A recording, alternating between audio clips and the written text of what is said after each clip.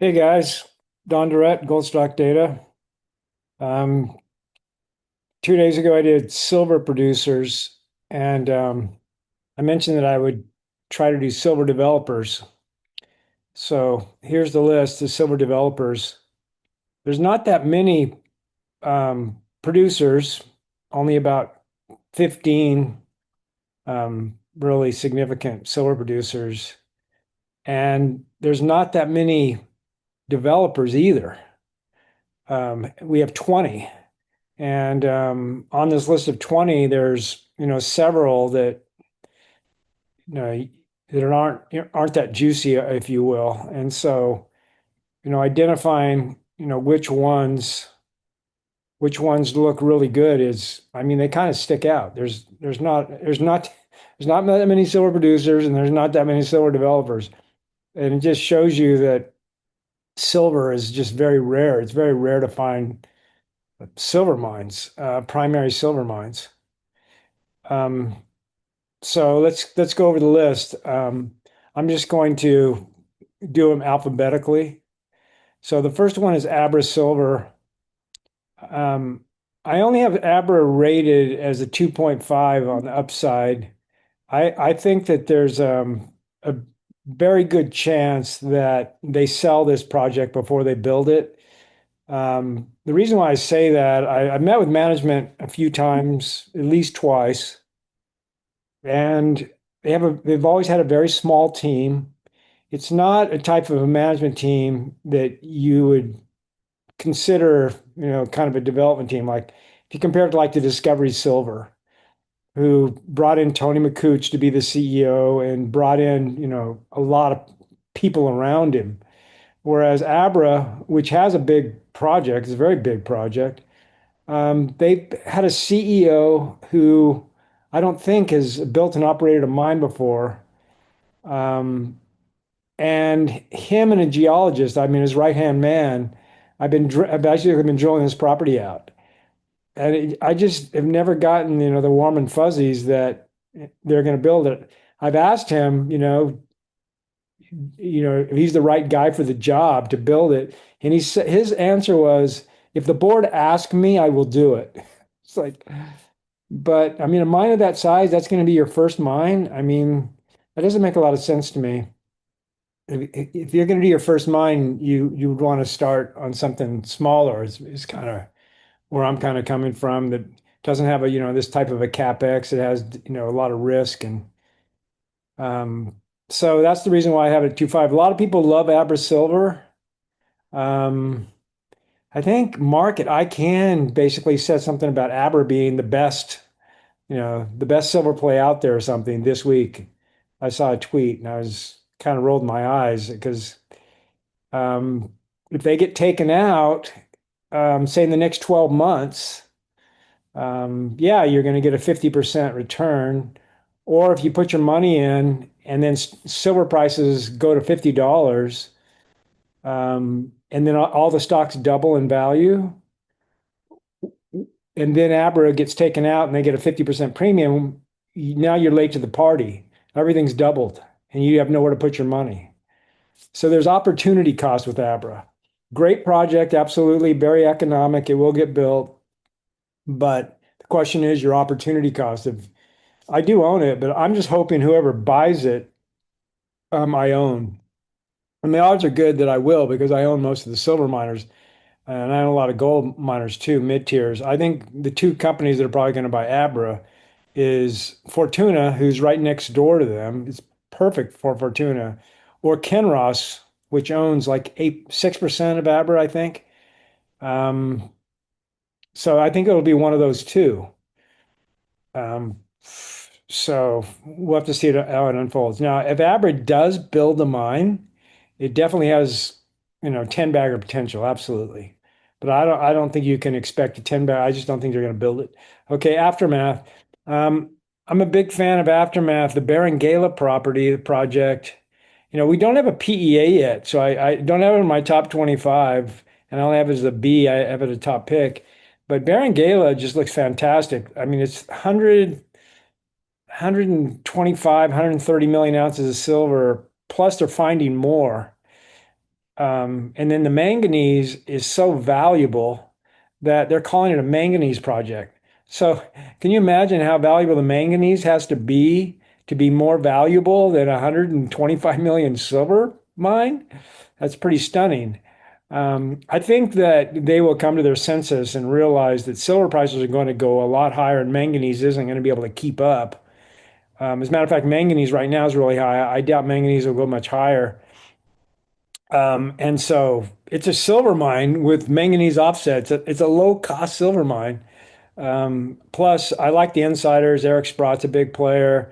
Mike Williams, the chairman, said that, we know what we got. We're not going to sell this thing. So I'm a big fan of that. Andean Silver, I like it a lot. I think Andean, I have it as a B plus here. I I don't have it as a top 25 because it's still a little early stage, but they have a lot of silver, economic.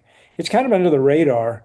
A lot of people know Andean Precious Metals, which is a producer, but they think they don't realize Andean Silver is a different company. If you don't know who Andean Silver is, definitely do a deep dive on it because it's a solid development play. I like it a lot. Um, so yeah, on this list, I don't own Apollo, Bobe, Cerro de Pasco.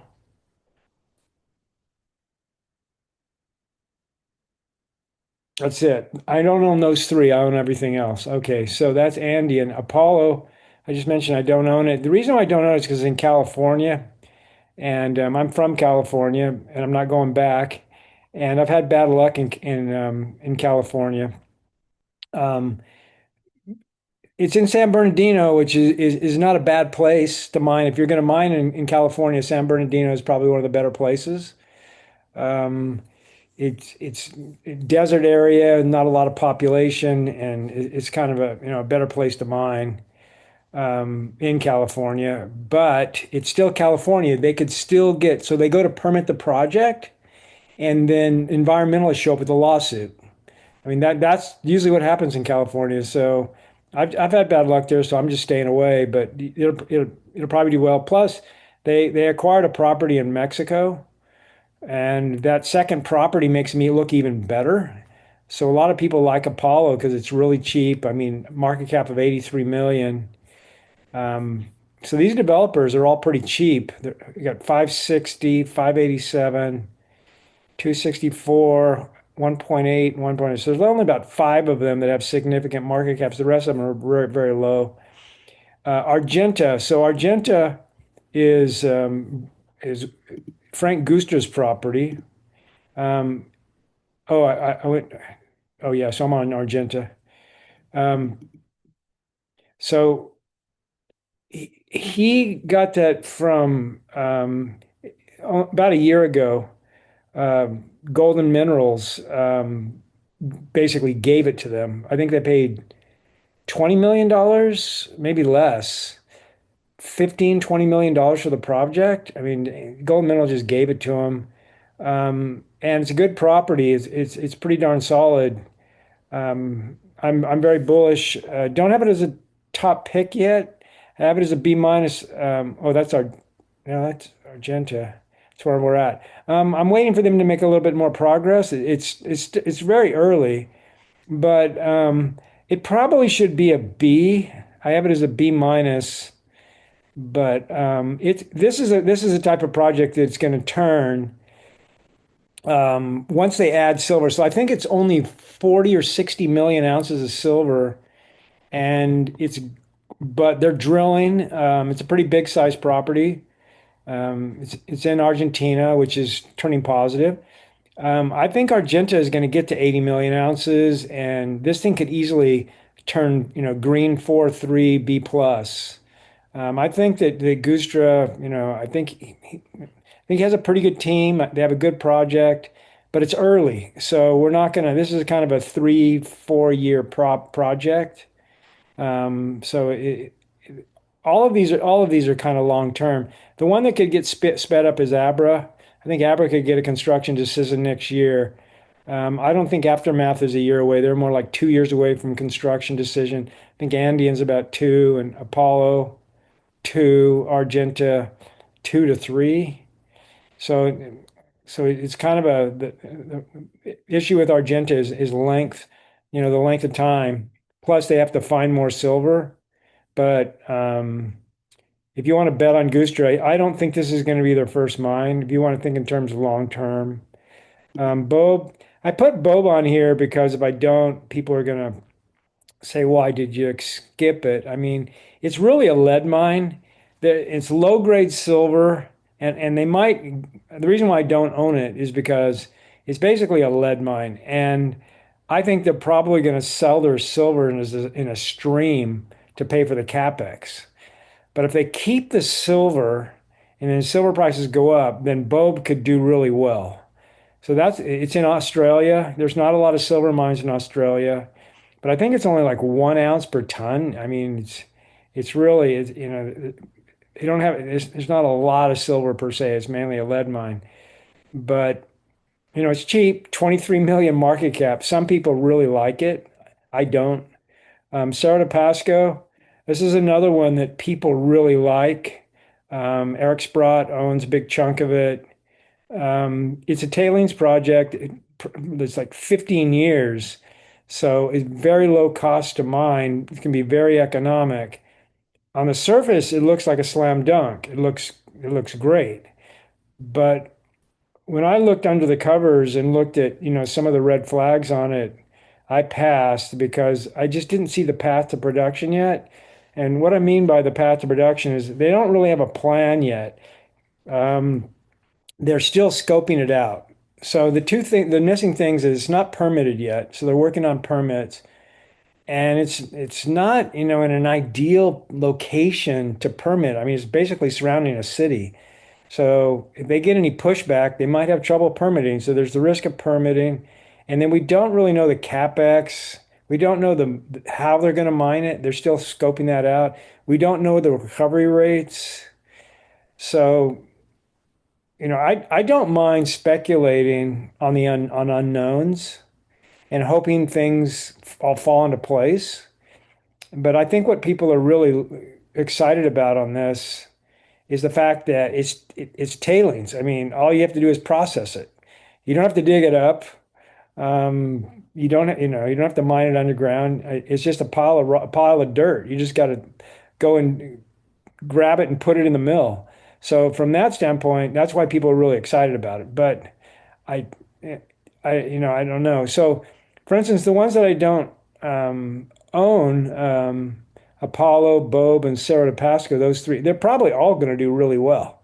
But I can't own them all. And if there's something that something about if there's a couple red flags that don't go over that will stop me from it. So here I'm going to show you. This is my developer's checkbox, and I don't want to buy a developer unless it checks all the boxes. So strong project, and we're just going to do Cerro de Pasco. Good location, yes, except not great location because it's surrounded by a city, but not a terrible location if they get their permit. Long life mine, yes. Good economics, yes. NPV is great. CapEx, we don't know. ASIC should be strong. High upside potential, yes. Back to the good location. Um, this is like a second, look at all this is kind of a starting point, just making sure if it's a strong project, it has been a good location. Okay. Good location is ideally in a mining district. This isn't in a mining district. It's basically right next to a city. Is it a mine-friendly country? Yes. Well, kind of, sort of. I think it's in Chile, but it's not ideal. Okay, strong management team. Um, with Cerro de Pasco, I can't say it is. Um, I don't think it's a weak team, but I don't know if it's a strong team. I don't know how much experience they have at kind of what they're doing. This is something you could do more research on. Path to production. No, this is the reason why number 5 it doesn't check, and that's why I don't own it.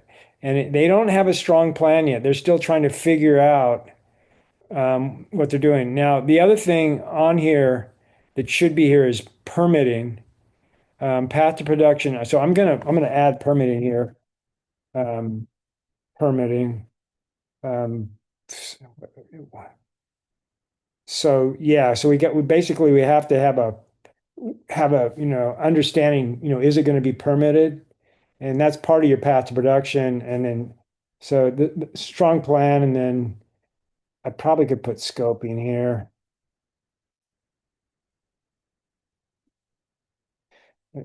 These are related, but they can be somewhat separate. Because a strong plan is we're going to permit, we're going to scope, we're going to hire these people, we're going to do A, B, C, D. And scoping is just how we're going to mine it. So it's kind of these are kind of separate. And I think five is too weak for me. And then insiders, yes, they do. So that's the reason it doesn't check all the boxes. And I've found that if I buy stocks that don't check all the boxes, and it's usually that path to production that bites me. Insiders is another one. Okay, the next one is Chesapeake. So Chesapeake is a long-term bet. It's in Mexico, low grade, very high upside, checks all the boxes. The issue there is permitting, but they're not even going to start to permit this thing until I think 27, maybe 26, maybe. I think they're going to do a PFS in 26. And they weren't going to start permitting until they got that done. So maybe this time next year, Q3, Q4 next year, they're going to start permitting. But the permitting should only take a year. So I'm hoping they can get construction ready by the end of 27. But once this project is construction ready, this stock's just going to rip. I mean, if you look at its market value, $100 million. I mean, this stock could rip to $1 billion easy without before they go to construction. So it has some huge leverage. So that's why I like it. It's just that leverage. And then once they build it, it's going to go higher. But it's a really long life economic mine in Mexico. It reminds me a lot of I think it's Cordero, Discovery Silver's project. Just massive, really really big. Um, it's many respects, Chesapeake is a gold mine, but it's both gold and silver, so it deserves to be on here. They actually have a lot of silver. Um, I didn't want to do this, but there's some questions I don't want to mislead you guys. So let's open up and see how much silver Chesapeake has. So they have 19 million ounces of gold at 0.55 and 500 million ounces of silver. So that's the reason why they're on here. And here we have, so maybe a construction decision in 27, 18 months after the PFS. So permitting is going to take 18 months, and they're not going to have it until this time next year. They're going to start permitting, and then after 18 months after that. Okay, Emerita. So Emerita, a lot of you probably haven't heard of. It's a project in Spain. They were very confident. So they have two projects, and AZN, ANZ, I think it's AZN. They have a legal issue they've been trying to resolve for like 3 years now. And I own Emerita for that they get AZN, that they get both of their silver projects. They're polymetallic projects, but they're pretty good grade in Spain. But this is a watch. I have it as a 2.5 because we don't know if they're going to get AZN. But if they get, it's called Ansna Kohler. It's going through the courts now. A judge gave that project to somebody else, and now they're appealing it. So they might lose that. And if they don't get AZN, then I'll probably sell it. So it's just a watch. Go Gold. Now I talked about Go Gold when I did the producers. I mentioned that they're producing tailings, but it's more of a developer story. But I put it on here because I think it really is a development story. Is the Los Ricos project. So Los Ricos South and Los Ricos North is one of the best silver projects out there because the capex is not that high. I think the first one they're going to build, Los Ricos South, I think the capex is less than $150 million dollars, and it has really good economics. And then once they get that built, they roll over and they do Los Ricos North, which is even bigger than Los Ricos South. I think that Go Gold will get acquired. Um, Once they get their permit, I think nobody wants to acquire it. I think the reason why we haven't seen as much M&A in Mexico is because of the uncertainty with permitting. But I do think that Go Gold is like AbraSilver, but they don't have to sell though. They have I have 25% insiders. They don't. I think they could hold. They could. The board could basically say no, no, no. We want to build this thing. But I just have a hunch that if once they get their permit, they could get taken out.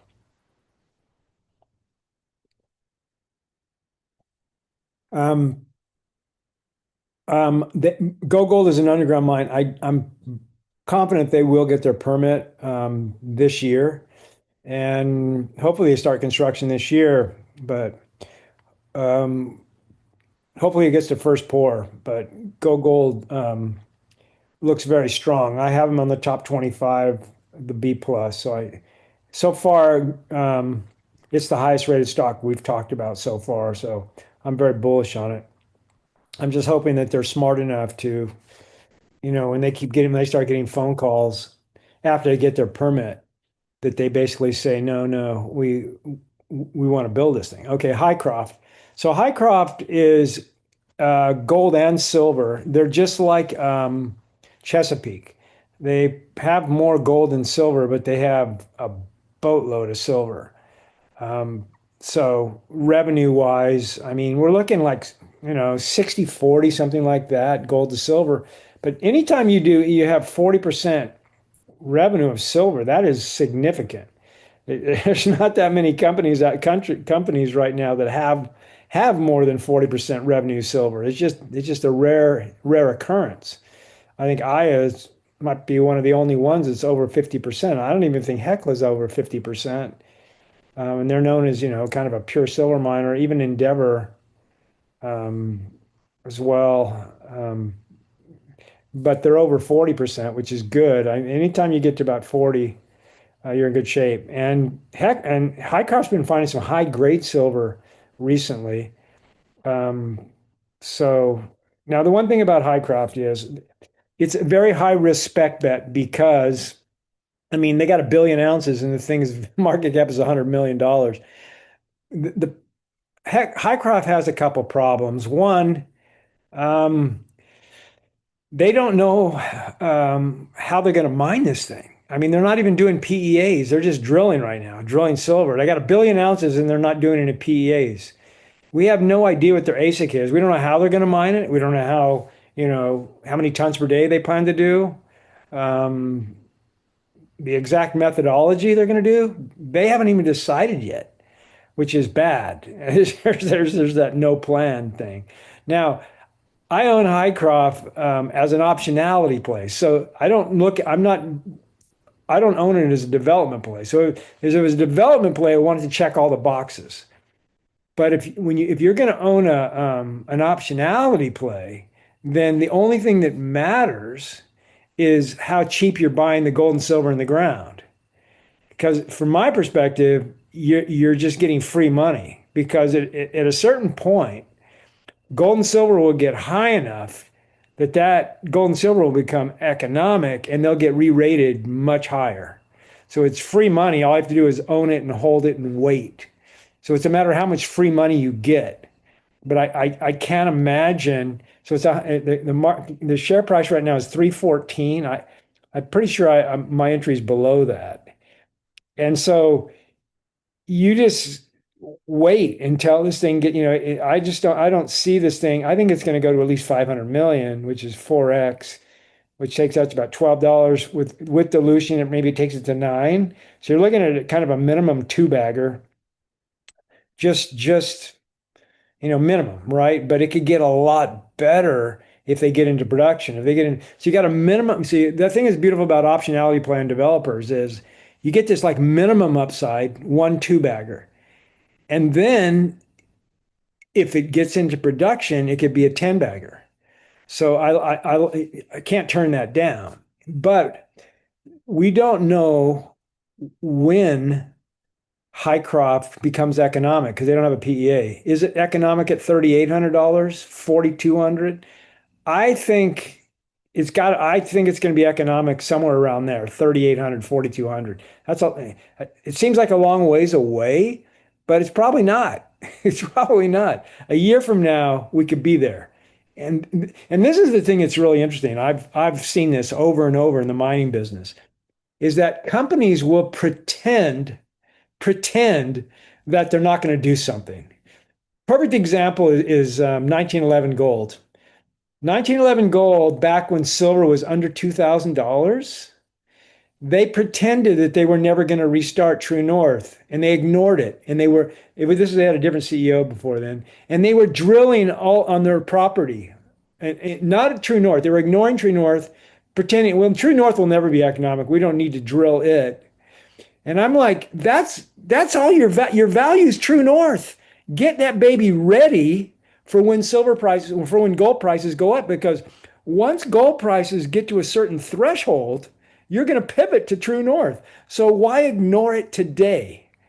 And that's kind of what Hycroft's doing. Hycroft is ignoring future gold prices, future silver prices. If they're doing the same thing that True North did like 3 years ago, they're making kind of a bad decision. True North to this day could be a year away from reduction, and instead they're 2 years away. If they would have been getting that thing ready, but the companies, they hate to do it. They hate to, oh, gold price is going to go to 3,500. Let's get ready for that outcome. They hate to do that. They're very conservative. I never see companies do it. Perfect example is Avino Silver, right? Nobody wanted to buy Avino Silver a year ago when his market cap was under 100 million. Nobody, right? I was like, think down the road, people. You could have bought Avino for $100 million.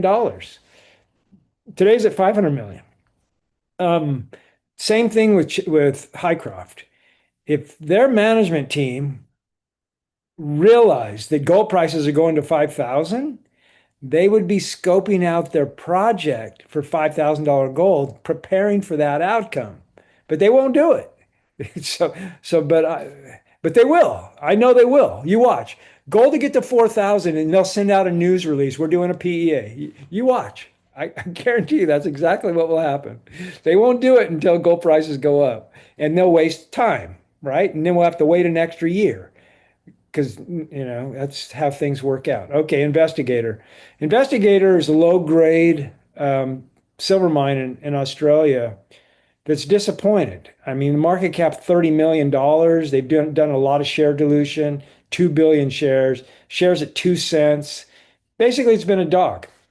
But I have it as a top pick anyway because once silver prices go up, they're going up too. So they're at 30 million. It's low grade. So once silver gets to $50, this stock is going to go higher.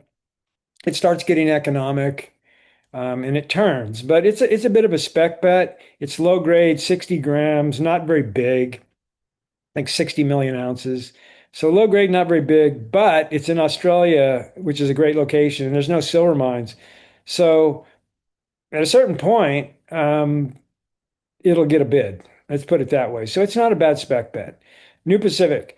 New Pacific is owned 28% by Silvercorp.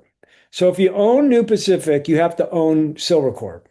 And the chances are very high that Silvercorp buys it. So that Silvercorp, they own 28%. So they're going to wait. They're going to let New Pacific spend all of its money, dilute its shares, and get it construction ready. And once it's construction ready, when I say construction ready, that means it's permitted and all they need is financing. So they're going to wait till it's construction ready and then they'll buy it and build it. The odds of that outcome, I think, are at least 80%. So, um, you know, I own No Pacific and Silvercorp. This is going to be a really good diversification method for Silvercorp. Silvercorp hasn't bought another silver mine in ever. They just had that one mine, one silver mine in China, and they just haven't bought a second one. So this is going to be their second mine. I think it's inevitable. So there you go. There's New Pacific. It's a great project on its own, but that's why it's not in top pick. But I do have it as a four, but I don't think they're going to build it. In, I mean, it's possible that um, Silvercorp plays blocker and doesn't let anybody take it out, and then they let New Pacific build it, and then they just have all that equity upside. I mean, that's a possibility, but it's a long shot. Outcrop Silver. So Outcrop, most people think it's an exploration play. I actually don't. I think it's a development play, and the reason why is because of the grade.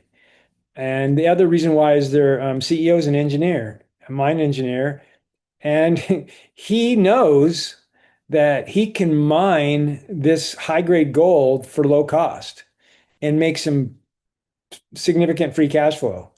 So he can use a portable module mine for 100 tons per day, 150, 200 tons per day, and just on a trailer and bring it in there, and then and one of the clues here is they've already done sorting technology, which is and they found that it's a 99% recovery rate with a sorter, which saves them 20% of their ore.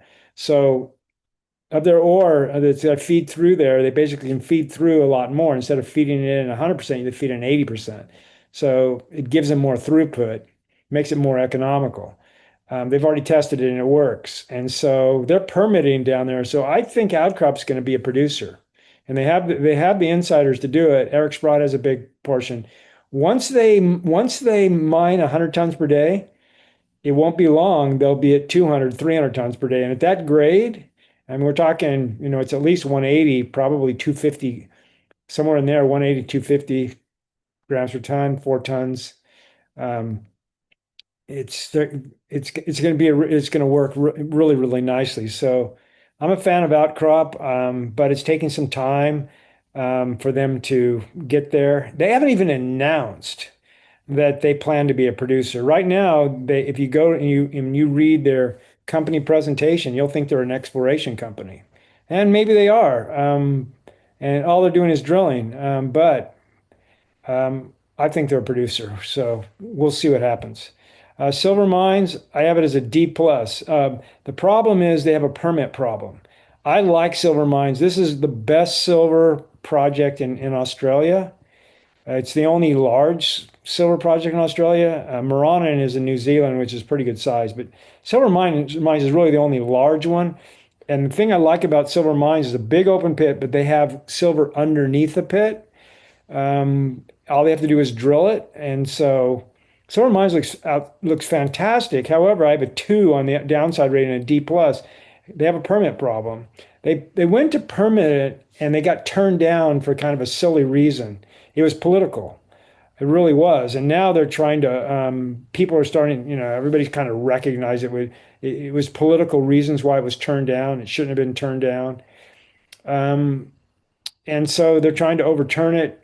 A lot of people are confident that they'll overturn it, but you can see I'm not uber confident because I have it as a D plus.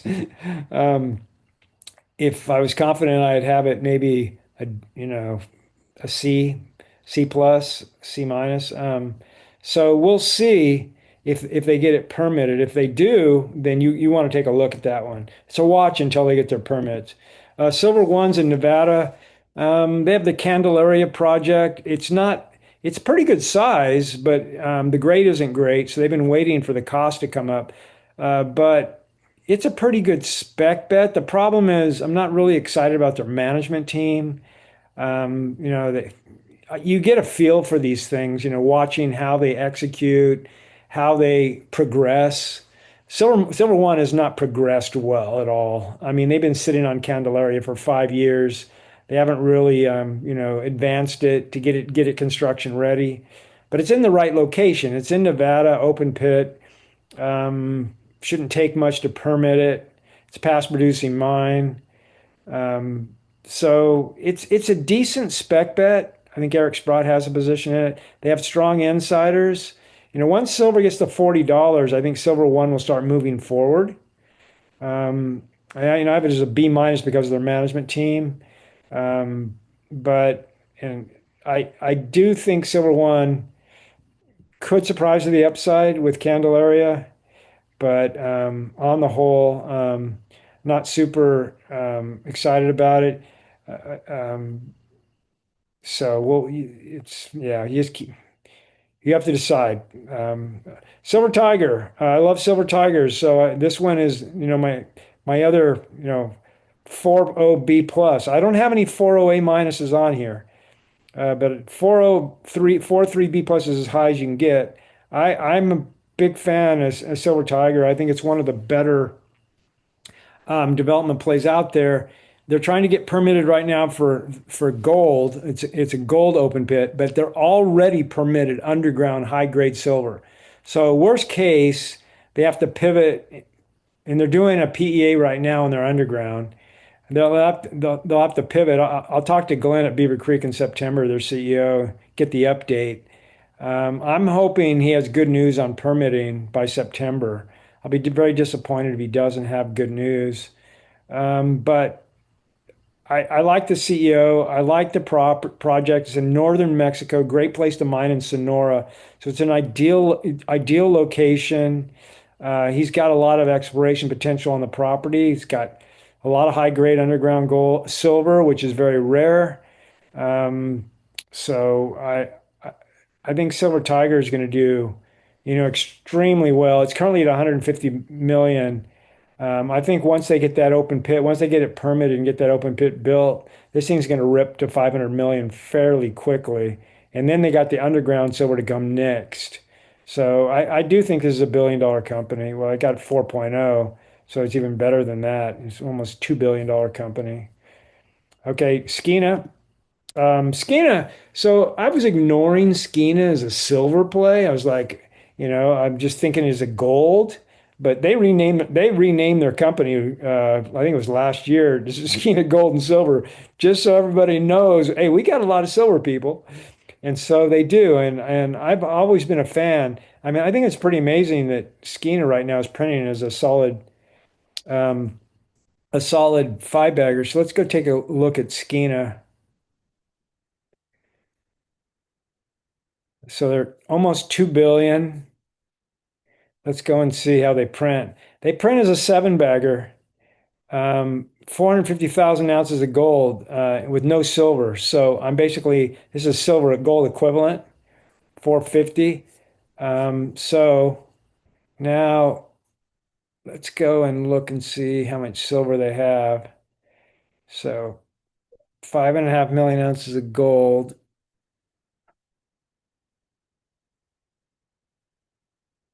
I don't see the silver total. Glancing. Oh, I'm blind. 160 million ounces of silver. I don't know why it says 2,000 grams per ton. Oh, it's the old, actually, I'm sorry, that's the old one. Skinner plans to do. Oh, here we go. It's 35% of the revenue is silver. So it's 450 gold equivalent, but 35% of the revenue is silver. That's significant. Remember earlier I said that anything that's 40% or higher is excellent, right? 35% is very good. And the reason why is because we get all that leverage because silver is going to outperform gold. So if you own a silver miner versus a gold miner, you get more leverage. So that 35%, it gives Skeena much more leverage than your average gold producer. So Skeena looks pretty darn solid. I mean that kind of quality. I'm worried about Skeena getting taken out, but their insiders own about 30%. Orion owns 20, so and they haven't gotten taken out yet, which is a really good sign. That means that the board wants to take this to production because I guarantee you they've had offers, and so they've turned them down. So final permits this year, begin construction this year. So by year end, we if they don't get taken out by year end, that means they're taking this thing to production, or there's a good possibility they're taking it to construction. So Skeena is a silver producer. So I have it here as mostly gold, but I'm gonna I'm gonna switch it over.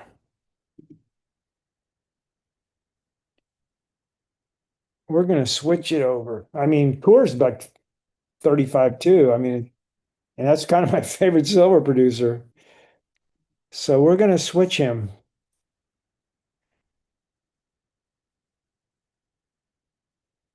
I'm oh, there we go. I saw it. Type silver. Ooh, only a 10. So I only have them as a 10 multiple. Okay, so that's Skeena. We got three more to do. Sun Silver. This one is kind of a spec bet. I have it as a top pick, but I have it as a B minus. They have low grade silver in Nevada. The reason why I have it as a top pick is because of the location. It's in Nevada. It's very large. They just acquired this project about a year ago, and I'm not happy with their drilling. They've been drilling very slowly. I don't like the progress they've been making. Neither do investors. I mean, it's the market cap of 77.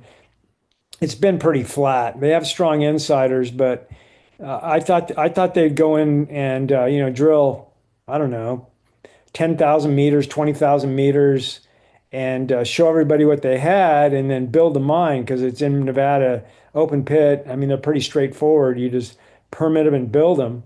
Um, but I don't like the progress, so I'm not as excited about Sun Silver as well. Also, the CEO that I met, they fired him and replaced him with somebody else that, they had like four founders, I think, and the founders own like the 35%. And one of the other founders replaced. So I think there was some political infighting there. But one of the founders basically took it over as CEO. And I don't know. He's young. I think he's in his 30s. And I don't know if he was the right guy for the job. And I contacted him. I wanted to interview him, and I didn't get a reply back. I didn't need to do follow up on that. That was another bad sign. I think he's probably nervous that I'm going to grill him about why he's the CEO. He didn't want to answer that question. But Sun Silver is a watch. I mean, I mentioned that like Emerita's a watch, Silver One's a watch, Sun Silver's a watch. There's some companies, I mean, we're just going to watch them and see how they go. Silver Mines is a watch. New Pacific is another one, unless you want to own Silvercorp as well. But there's a lot of these. There's not a lot of choices. There's not a lot of picks on here. I mean, we've got a lot of watches, right? We have a lot of stocks we're going to watch, and then we have a lot of stocks that's going to take a while before they can get into production. Aftermath. The only two on here that are kind of advanced is Abra and Skeena. Everything else is, we're going to wait a while. It's not great, is it? There's not a lot of choices. But one thing to take into consideration that I saw back in from 2004 to 2007 is when the miners started working, the developers were flying, and then they kept flying, all the way to 2011. But the developers, we saw some tremendous valuation in development stories. I mean, Rubicon Minerals had a valuation of $2 billion, and they didn't even have a PFS. All they had, I don't even think they had a PEA. They just had drill results. They might have had a PEA, but yeah, it was crazy. Just on drill results and developer story.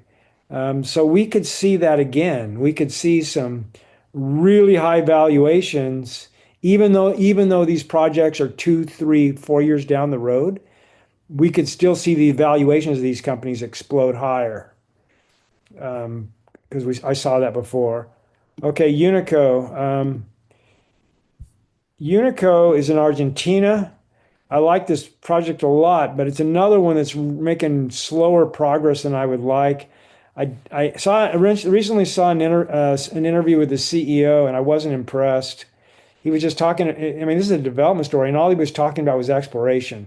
That's a really bad sign. So I was thinking that Unico was going to get a little more aggressive on their development, but it doesn't look like they are. It looks like this year they're just content with drilling. So I'd have to say, it's a spec bet, but it's definitely interesting. Um, it's I would definitely take a look at it, because they have some really nice silver projects down in Argentina, and they're basically consolidating a district. And at a certain point, it's going to be worth a lot of money. I mean, it's currently at $77 million. So in some respects, I would Sun Silver and Unicor are optionality plays. I mean, they both have the goods. They both have a lot of silver. They're both kind of optionality plays, with some upside if they build them. So it's kind of like Hycroft as well. So I would call Sun Silver and Unico both optionality. If you like optionality, um, take a look. Okay, the last one is keep clicking on the wrong thing. The last one is Vizsla. Um, Vizsla probably has the best silver project in the world right now. You could say Cordero by Discovery, but that project is drilled out. We know the size. I mean, it's 1 billion ounces, but it's not super high grade. Um, but Vizsla is a little sexier because it's still growing in size. And it had one of the best PEAs I've ever seen. I mean, it had a capex of 250 million to produce, I think, 15 to 18 million ounces a year, and the NPV was like 1.5 billion. It was just you never see an NPV that's like 5x the PEA, but that 5x the capex. But Panuco, Vizslas was. I mean, it was just amazing PEA. And they have a strong management team, and it's getting bigger, um, and it's still cheap. I mean, it doesn't print as a 10 bagger, but we have a solid one. Now, this is an A minus. It's the only A minus on here, but it's not a 4, but it's a 3.5. It's the only 3.5, and it's the only A minus. But wouldn't it be nice if this was a 4? That would be the ultimate, right? But we're not that lucky. Let's go and look at the upside, and then that will be done. So it's currently 1 billion. The insiders are at least 25%. So they have 325 million ounces of silver at 400 grams, and it's growing. And they're going to mine 15 million to start. They might even increase that. That's 315 million, and the capex was only 250 million. That's amazing. I'll give you an example of how amazing that is. Spanish Mountain came out with they were going to for their PEA. They're going to produce 200,000 ounces of gold, and the capex was $900 million. 900 million, and their Panuco's 250 million. Amazing, huh? And look at the cost. This is in the future. I have, $12 cash cost. Um, okay, so here's the future free cash flow I have is 1 billion, 1.1 billion. Oh, it prints right at 5. So it's not even close to a 10 bagger. Because people like it. So it's been bid up to $1 billion. You wanted to buy it, in October. It was at 576. So this thing's almost doubled, in what, 8 months? So it's been flying. I mean, but I still like it a lot. I mean, it I always say you make your money on the second mine, right? So you buy it here as a 5 bagger, and then they grow. So we're going to end it there, guys. There's your silver producers.